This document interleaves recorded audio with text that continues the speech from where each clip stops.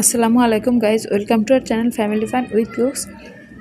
আজকে আমি আপনাদেরকে দেখাবো টমেটোর টক রান্না করে। আমি প্রায় প্রতিটা ভিডিওতেই বলি, আজও বলছি, আমার রান্নাগুলো যারা রেগুলার গৃহিণী তারা সবাই মোটামুটি পারে, বাট নতুন গৃহিণী, ব্যাচেলার ভাই বোন এবং প্রবাসী ভাই বোনদের জন্য আমার এই রান্নার ভিডিওগুলো। তো অবশ্যই দেখবেন আর কমেন্ট করে জানাবেন কেমন হলো।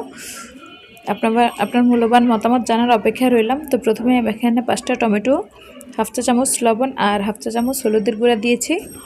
আপনারা টমেটো যদি এর চেয়ে কম বেশি হয় সেক্ষেত্রে লবণ আর হলুদের পরিমাণটা বাড়িয়ে নেবেন।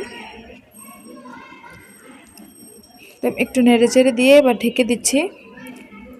চুলার আঁচটা মিডিয়াম টু লো রেখে।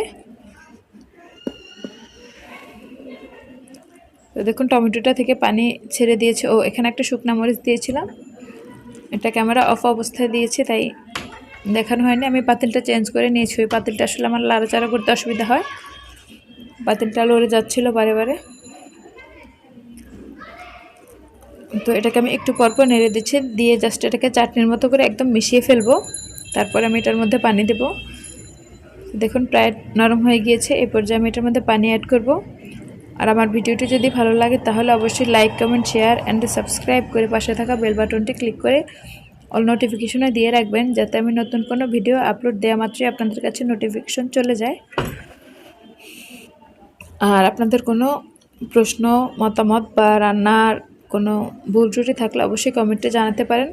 তো এখানে আমি 1 মগের মতো পানি দিয়ে দিয়েছি, মানে হাফ লিটারের মতো পানি দিয়ে দিয়েছি। তো দিয়ে এবার এটাকে ফুটিয়ে নেব। একটু ফুটে ওঠার পরে আমি এটাকে ডাল, যেটা দিয়ে আমরা ডাল ঘুটি আর কি, মানে ডাল ঘুটনি যেটাকে বলে, ওইটা দিয়ে আমরা এটাকে একটু নেড়ে নিব। আমি এক হাতে জাস্ট দিয়ে দেখাচ্ছি, এটা 2 হাতে আপনারা যেভাবে ডাল ঘুটেন সেভাবেই করে নেবেন। তো এবার এটাকে আরও 5 মিনিট বলক আসার জন্য অপেক্ষা করব। এটা বলক আসার পরে এটার মধ্যে একটু রসুন, পেঁয়াজ দিয়ে ফোড়ন দিয়ে দিব। হাতের কাছে রসুন না থাকলে শুধু পেঁয়াজ দিয়ে দিলে হবে, আমি আজকে শুধু পেঁয়াজ দিয়ে দিব। তবে আমি এর মধ্যে একটু রসুন বাটা দিয়ে দেব।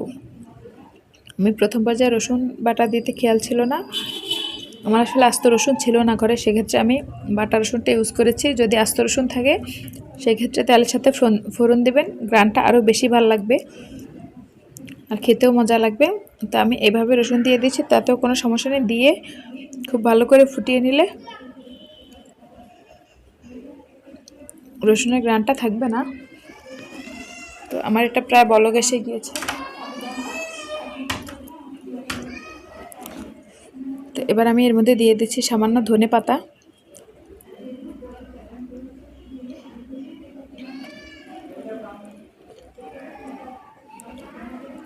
তো মরিচটা আমি প্রথম পর্যায়ে দিয়েছি। যারা ঝাল বেশি খান তারা আরও ঝাল খেতে পারেন, অথবা মরিচটা প্রথমে না দিয়ে এই পর্যায়ে যদি দেন তাহলে ফ্লেভারটাও ভালো আসে। তো পেঁয়াজটা যখন ব্রাউন কালার হয়ে গিয়েছে, একটু বাদামি বাদামি, তখন আমি এটাকে টমেটোর টকের মধ্যে দিয়ে দিলাম। তো ফাইনালি রেডি হয়ে গেল আমার টমেটোর টক। তো সম্পূর্ণ ভিডিওটি না টেনে দেখার জন্য অসংখ্য ধন্যবাদ। আর অবশ্যই like, comment, share and subscribe করবেন। আজকের মতো টাটা।